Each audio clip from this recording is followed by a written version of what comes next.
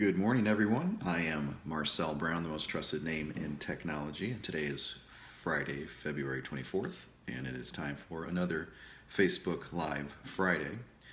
So today I'm going to talk about a few technology topics as always, but let me start off with a blog article that I just wrote concerning protecting your technology from power events like surges and other sorts of power events like lightning strikes and that, because in many parts of the country, especially here in the St. Louis area, it seems like spring has sprung quite early. And when spring comes around every year, obviously it's storm season as well. And every year I go through the same thing. I try to tell my clients you need to protect your technology from power related events. And inevitably every year, though, I still have lots of people calling me that their technology was impacted in some way by a storm. It can be as simple as just the power went out and it caused their server to go down, and sometimes certain servers, they don't come back up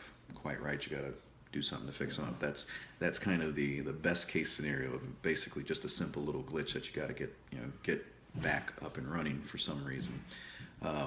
Worse or more scenarios that happen along the sliding scale of bad to worse. Maybe if their computers got turned off, the power went out on the computer, then perhaps there's a little bit of data corruption. You got to clean that up. It keeps you from working, which is a problem, but it's relatively easy to fix. And then from there, you obviously have the scale of where the technology actually gets damaged by an electrical event, such as a lightning strike or a big surge or something. Or what can also happen as well is if power is, let's say a power line is wind is knocking it around, the power may go in and out and in and out and in and out. That can also damage electronics, as every time the power gets turned on, it's like, I've had it explained to me, it's kind of like a wall of water. Electricity, if you think of it like water, suddenly it comes back on and it just slams right into your equipment, basically. So that can also damage equipment. Is actually one of the more common things I see. Is it's not the power going out that damages your equipment, it's the power coming back on that damages your equipment. And if it happens repeatedly, then that definitely can damage it. So what is someone to do? Basically, a lot of people think of surge protectors, and certainly a surge protector is a nice way. It's a basic way to protect your equipment from a big spike in electricity, which does happen. And so a surge protection is basically your first line of defense from certain type of power events. But it's not the last line of defense, and a lot of people, that's as far as they go. They think, well, I have a surge protector on my computer, so I'm good to go. The problem is this, twofold. One, a lot of people don't get good quality surge protectors. They'll just buy whatever surge protector they first see, and sometimes it's not even a surge protector, it's just a power strip. And power strip may or may not have surge protection. So that's really the first thing you should look at, is if you're going to buy a surge protector for some sort of equipment that you value, like your computer or any other sort of sensitive electronic equipment, like say a TV or home stereo system, this sort of thing, make sure you're actually buying a surge protector, not just a power strip. And then from there, the quality of surge protectors can vary quite a bit, from the level of protection that they offer to just the build quality and all sorts of things. So you want to make sure you're getting a good quality one that actually will protect against a range of surges and possibly even lightning strikes. Not every surge protector is going to protect against a lightning strike. In fact, most will not, that aren't higher end quality ones. So you got to be very careful about that. Now, all that being said, I say, for the most part, for things like computers or DVRs or even your home networking equipment or office networking equipment, skip plain surge protection, because that being said, even the highest quality surge protector only is going to protect against large surges or spikes in power.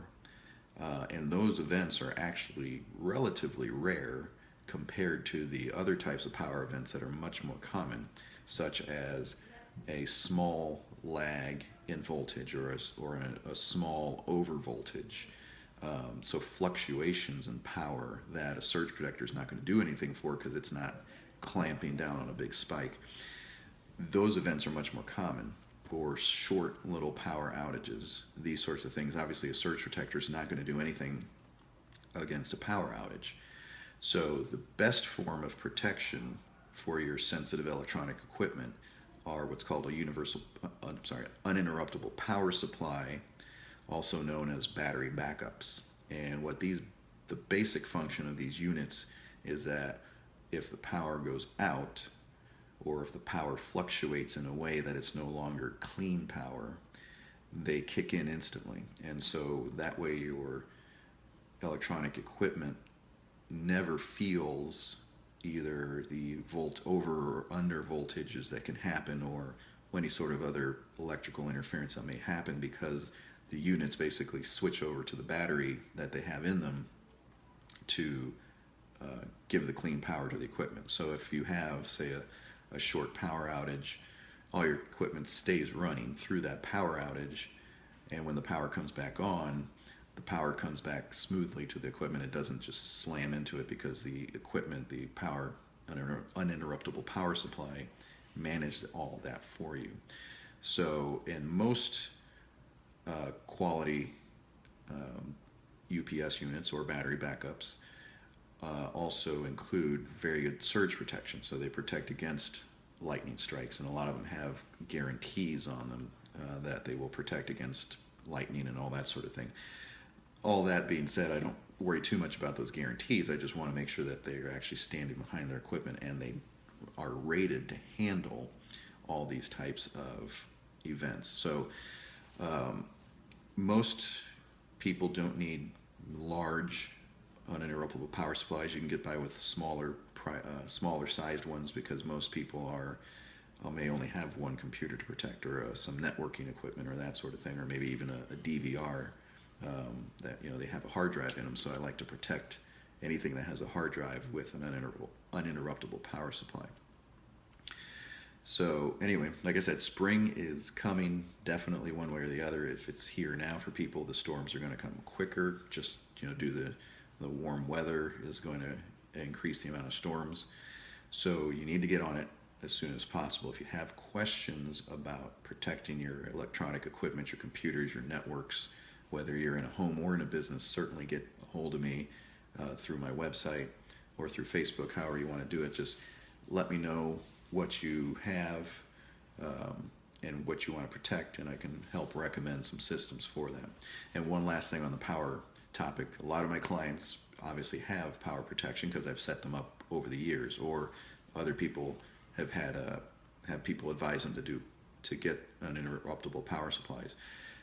The batteries in these units only going to last about 3 to 4 years. So if you've had one for a long time, you can't just sit back and think to yourself, yeah, I'm protected again this year. You need to review how old is your equipment, and are any of them showing signs that the batteries are going bad. On some units, they're going to give you some sort of warning. Other units may kind of just stop working, or stop working reliably.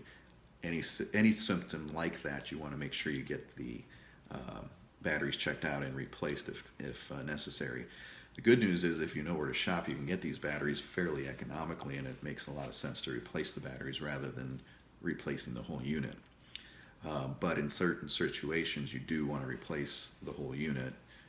Sometimes they may just, it may be a pretty old unit. It's time to replace it, because as they work over time, eventually maybe their surge protection is not quite as functional anymore. So keep that in mind as well, that this isn't a one-time purchase. You need to stay on top of it over the years to make sure your equipment isn't getting too old, or the batteries need to be replaced. So enough about power protection. Now let's talk about protecting yourself from bad technology advice, and specifically bad technology reporting. And I see this, unfortunately, a lot. I wrote an article about it a couple months ago about one very particular, I thought, really bad reporting job that I saw on TV. And again, last night, I saw another bad reporting, bad story, basically. And it wasn't so much that it was completely wrong.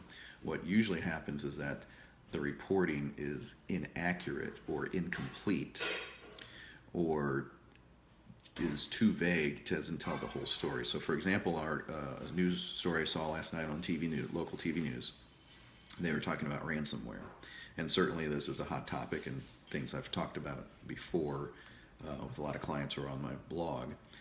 Ransomware is one of the most devastating types of malware you can get because it literally encrypts your data and it's essentially destroyed if you don't decrypt it.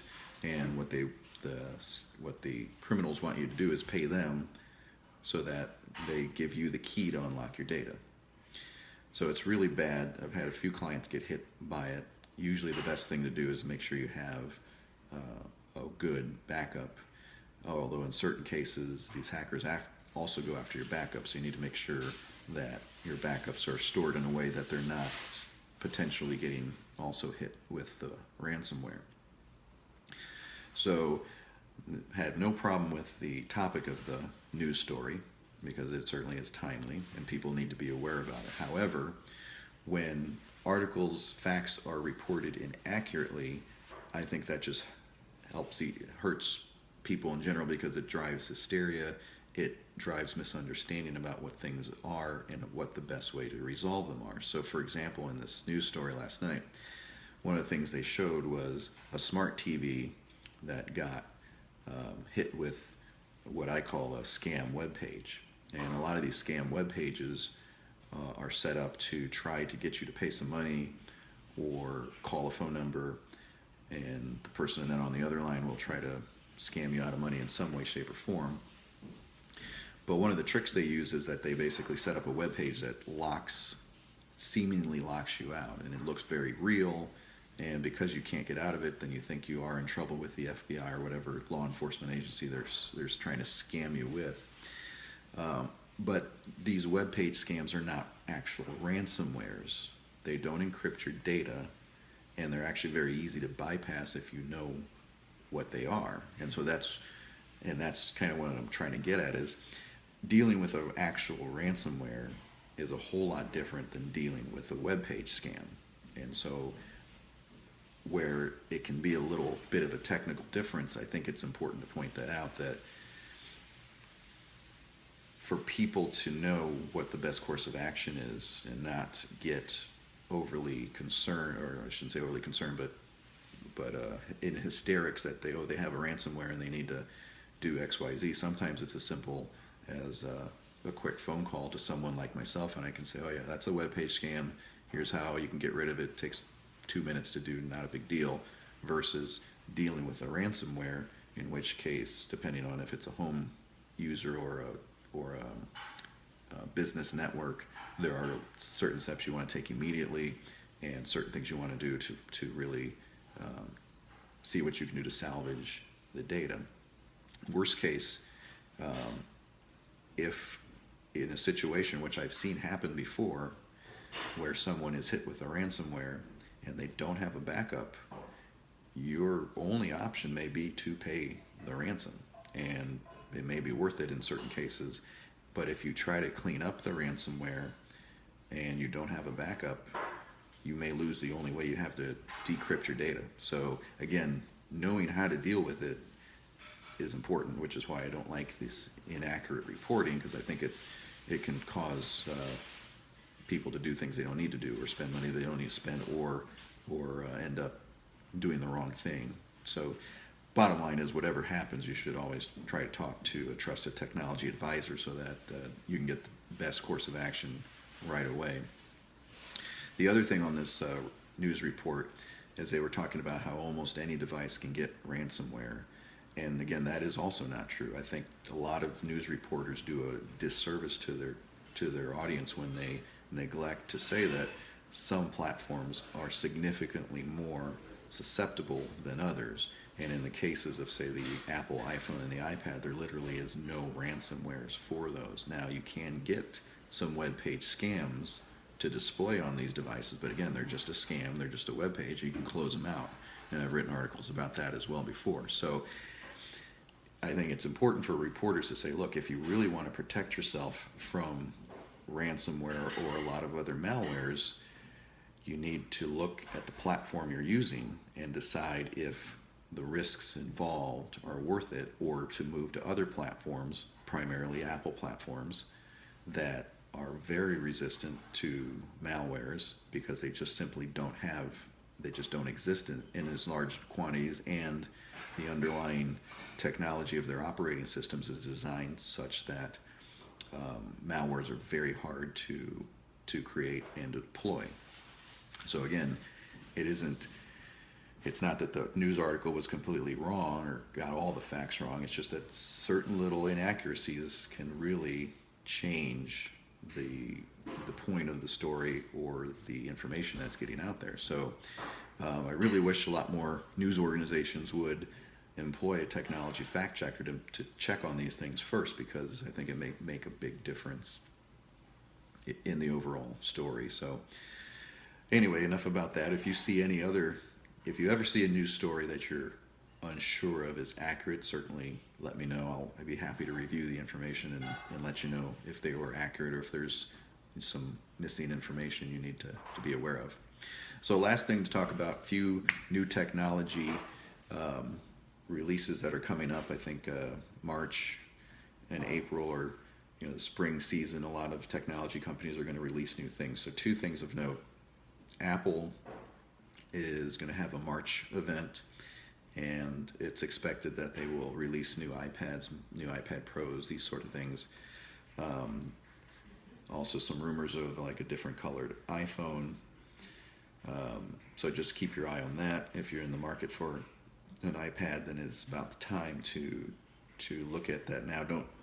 What a point is, basically, if you're going to buy an iPad, you may want to wait a month or so just to see what new items are coming out. Worst case, if something new comes out, you may still buy the current model, but prices are going to be reduced, or you may want to go ahead and buy the new model, just take advantage of the newest release. So keep your eye on that. Also, usually when Apple introduces things like that, they may introduce another surprise tidbit or two, so it's just a good thing to keep an eye on. Also, in technology world, big news is the newer Nintendo systems coming out. So the Nintendo Switch will be released in March. Now, you probably aren't going to necessarily run out and buy one right away. If you are that type of person, then you don't need to be talking to me about the Nintendo Switch. But whether you're a parent or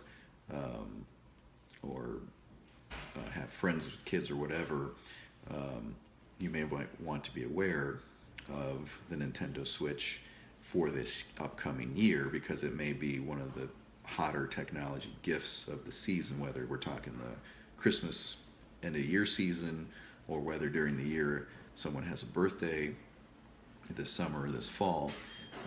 Nintendo Switch may be on their list, so keep an eye on that. It's going to be, official release date is March 3rd, and then throughout the year they're going to be introducing new games and new features, online type features to the system. So if you are an early adopter, be aware that it's somewhat incomplete at release as far as the online services. A lot of the game releases, that sort of thing, are going to happen throughout the year. So just something to be aware of. New Nintendo system, the Nintendo Switch, coming out this next week, I guess, March 3rd or so.